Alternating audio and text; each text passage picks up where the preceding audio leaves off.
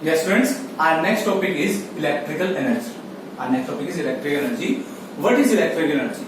Electrical energy is the total work done by the current in the electric circuit. एक current एक circuit में कितना work done करता है वही हमारी क्या होगी इलेक्ट्रिकल एनर्जी। इसको समझते हैं। देखो अब तुम कहोगे सर एक करंट वर्क डन कैसे करेगा? करंट वर्क डन करता है। करंट वर्क डन कैसे करता है? सपोज करो हमारे पास यहाँ एक वायर है, उसको हमने एक सर्किट में लगाया हुआ है।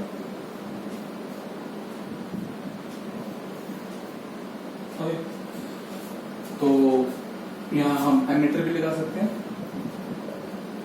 ठीक। ये हमारे पॉजिटिव और नेगेटिव। ध्यान से देखो, जब इस वायर में से करंट फ्लो होगा, तो ये वायर क्या करेगी? रेजिस्टेंस प्रोवाइड करेगी। हमने समझा है कि जब भी करंट फ्लो होता है तो क्या होगा, ये वायर उस फ्लो ऑफ करंट को या फ्लो ऑफ इलेक्ट्रॉन्स को क्या करेंगे? अपोज करेंगे। ये रेजिस्टेंस वो काम करेगी। अब अगर ये लगातार अपोज कर रही है करंट के फ्लो को, तो इस बैटरी को लगातार वर्क डन करना पड़ेगा टू पुश द इलेक्ट्रॉन। वो लगातार इलेक्ट्रॉन को पुश करती रहेगी ताकि वो इलेक्ट्रॉन वायर में से फ्लो होते रहे। ओके, तो अल्टीमेटली क्या करना पड़ेगा? करंट को वर्क डन करना पड़ेगा ताकि वो अल्टीमेटली इलेक्ट्रॉन मूव करते रहे, ठीक है ना।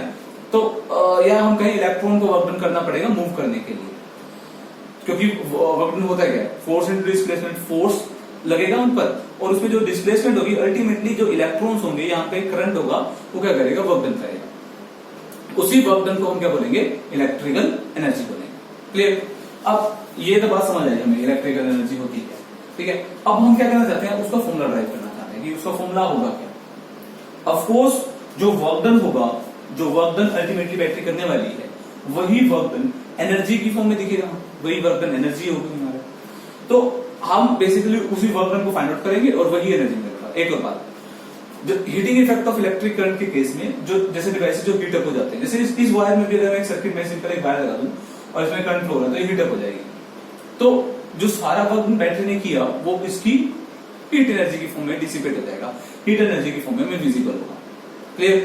तो अब मुझे क्या करना है? जो भी एनर्जी है उसका फॉर्मूला ड्राइव करना है। वो किसके इक्वल होगा? वर्क डन के इक्वल होगा। तो हमने वर्क डन का फॉर्मूला किया था, हमने बेसिकली पोटेंशियल का फॉर्मूला किया था। Potential is equal to work done per unit charge. Potential is equal to work done per unit charge. Okay, और हमने करंट का फॉर्मूला किया था I is equal to Q by T. I is equal to Q by T. मैं यहां से Q find out करता हूं। Q will be I into T, cross multiply करेंगे क्योंकि वैल्यू क्या आ गई? I इंटू टी है। अब यहां से मैं क्या करता हूं? वर्क डन की वैल्यू फाइंड। वर्क डन क्या होगा? V into Q, V into Q. अगर मैं यहां से Q की वैल्यू फर्स्ट इक्वेशन से पुट करूं, V Q की वैल्यू I इंटू टी, कहां से पुट की मैंने? फ्रॉम इक्वेशन फर्स्ट से पुट की। तो मेरे पास वर्क डन का फॉर्मूला क्या है? VI। और यही वर्क डन, यही जो वर्क डन होगा वो किस में कन्वर्ट हो जाएगा? यही जो वर्क डन किस में कन्वर्ट हो जाएगा? एनर्जी में। ओके, और समटाइम हीटिंग एनर्जी में, ठीक है। जैसे अगर मान लो तुमने एक कोई भी वायर लगा के तो हीट अप हो जाएगी, सिंपल। वो तो उसका तो कोई और फंक्शन होगा नहीं। मान लो तुमने यहाँ बल्ब लगाया तो कुछ एनर्जी बल्ब की लाइट एनर्जी में कन्वर्ट हो जाएगी और कुछ एनर्जी उसको हीट अप करने में कन्वर्ट हो जाएगी। तो इस तरह से सारी एनर्जी डिसिपेट हो जाएगी और वो एनर्जी मिलेगी कहां से? इस सोर्स ऑफ करंट से, या तो हम बैटरी से। क्लियर? अल्टीमेटली जो वर्क डन कर रहे हैं वो ये बैटरी कर रही है, ये लगातार इलेक्ट्रॉन को पुश कर रही है, ठीक है। तो हमारे पास फॉर्मूला आ गया वर्क डन का VI T। तो यही work done, this work done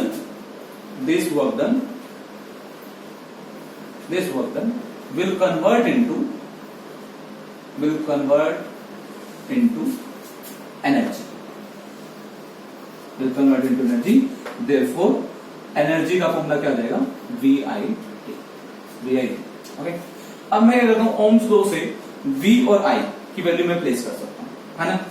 तो हमें पता है V, ये हमारी फर्स्ट इक्वेशन बन गई है, ये मेन इक्वेशन है, या इसको ये एनर्जी की फर्स्ट इक्वेशन है। अब सेकंड फाइंड आउट करते हैं। हमें पता है V is equal to IR होता है अकॉर्डिंग टू ओम्स लॉ।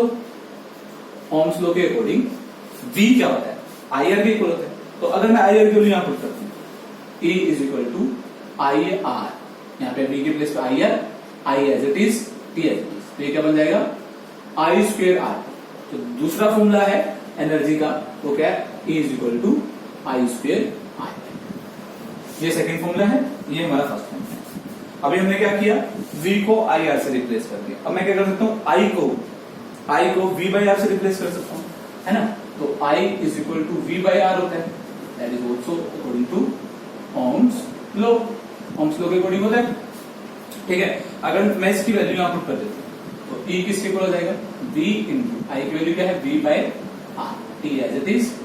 तो E का थर्ड फॉर्मूला हमारे यहां से निकला V square by R into T,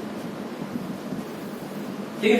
तो ये थ्री फॉर्मूलाज है एनर्जी के जो बहुत इंपॉर्टेंट है, बहुत सारे न्यूमेरिकल्स में यूज होते हैं, क्लियर। तो अब तुम पूछोगे सर हमने थ्री फॉर्मूलाज क्यों ड्राइव किया, हमें हमारा काम एक फॉर्मूला से क्यों नहीं चला। हमारा काम एक फॉर्मूला से नहीं चलेगा, रीजन बीइंग बहुत सारे क्वेश्चंस में क्या होता है, बहुत सारे सिचुएशंस में जैसे कुछ चीज कांस्टेंट होती है, कुछ चीज कांस्टेंट नहीं होती। जैसे यहाँ पर आर नहीं है, तो कई क्वेश्चन ऐसे होते हैं जिसमें आर गिवन नहीं होता, तो भी हमें एनर्जी निकालनी होती है। तो अलग अलग सिचुएशन में इन अलग अलग फॉर्मूलाज का यूज होगा, अलग अलग क्वेश्चन में इन अलग अलग फॉर्मूलाज का यूज होगा। तुम जब क्वेश्चन आएंगे, जब क्वेश्चन में कराऊंगा, जब तुम देखना अलग अलग सिचुएशन में हम इनका यूज करेंगे, बहुत इंपॉर्टेंट फॉर्मूला के साथ। लास्ट जो एनर्जी की यूनिट होती है, ऑफ कोर्स वर्क डन की एनर्जी में कन्वर्ट हुआ है, इसलिए वर्क डन और एनर्जी की यूनिट सेम होती है, that is joule. Work done और एनर्जी की यूनिट क्या होती है, जूल। और 1 जूल को तुम डिफाइन कर सकते हो, वो मैंने पहले भी सिखाया, ठीक है। 1 जूल को तुम मैंने डिफाइन करना पहले भी सिखाया है। वर्क डन की जब ये वाला फॉर्मूला मैंने करवाया था तो वहां पर मैंने 1 जूल को डिफाइन करना भी सिखाया था। तो यहां पर हमारा यूनिट टॉपिक कंप्लीट होता है, दैट इज एनर्जी।